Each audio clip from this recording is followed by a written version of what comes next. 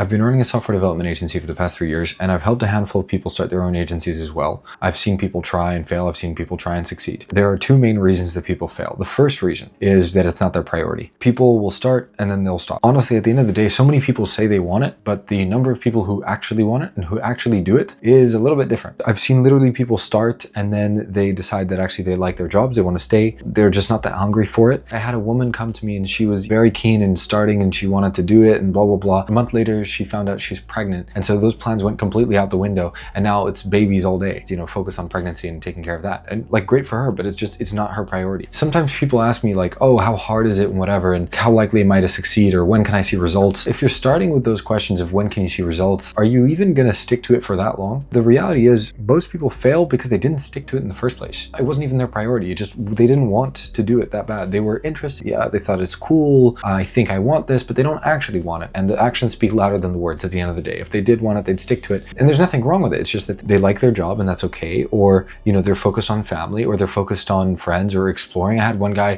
who came to me and he was really keen on wanting to build an agency, whatever. A month later, he said he's going to go on vacation and do whatever and like explore and travel. Great, good for him. But you're not going to build an agency like that. That's not what you're doing. People ask, oftentimes the real killers are the obvious ones. They're right in front of you the whole time. They're just the distractions. Just a lot of people just don't want to make it their thing, or they just don't want to stick to it. And they're juggling too many things. Do you really want it if you're trying to also keep a job and also do this other side hustle and set up this other social club? Is it really the agency that you want? And maybe it's not. And then the second thing is people just don't put the time in. Some people will start an agency and it is what they want and it is their maybe priority, but they just won't actually make the time to grow the damn thing. And I know this firsthand from seeing other people, but also I've been in this position myself where, to be honest, I didn't put in the time. And that's the big reason why people fail. It's just you don't put in the time into growing the company. Growing the company in and of itself is a job. Operating the company is a different job. Working on the business versus working in the business. Like, these two things, you have to do both. And the hard thing about being a solo founder and bootstrapped and all these things is that you have to do both things, work on the company and in the company at the same time without much help at the start. And now I've been in this game for 3 years. Many times I've mentioned that I think I could have made way faster progress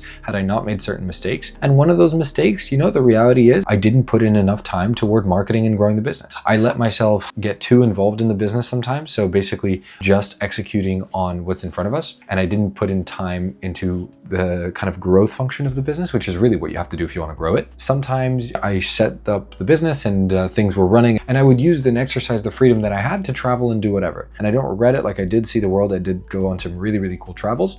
But at the end of the day, I didn't grow faster because I made some trade-offs toward, to be honest, going and seeing the world. And I have no regrets about that. But like, it did come at a certain cost around business growth. I think the best way to look at this is like, one thing is me asking you what your priorities are and you telling me them. Another thing is me looking at your schedule, at where you actually spend your time. If I were to watch you all day and I looked at where you put your time, where are your priorities actually? Where you spend your time reflects your priorities. If you tell me that your priority is this business and growing this business is your priority, that's the only thing you want to do. If I look at your schedule, does it tell me the same thing? Does it give me the same piece of information? Do your words match your action? And for a lot of people, they don't. For a lot of people, that's not the truth. It's an unfortunate reality, but a lot of people will not take action on things because they don't really want it and they have other priorities, and that's okay. But don't blame other things. If you're somebody who wants to get into the agency space or you want to set up a software development company and you're thinking about it and you're worried about what might you fail at, or is this going to work for me? Is it a good business model? Any business model works as long as you stick to it for long enough. Don't get obsessed about choosing the perfect one. If you want to do a software agency, do it. If you want to do something else, you want to do e-commerce, you want to do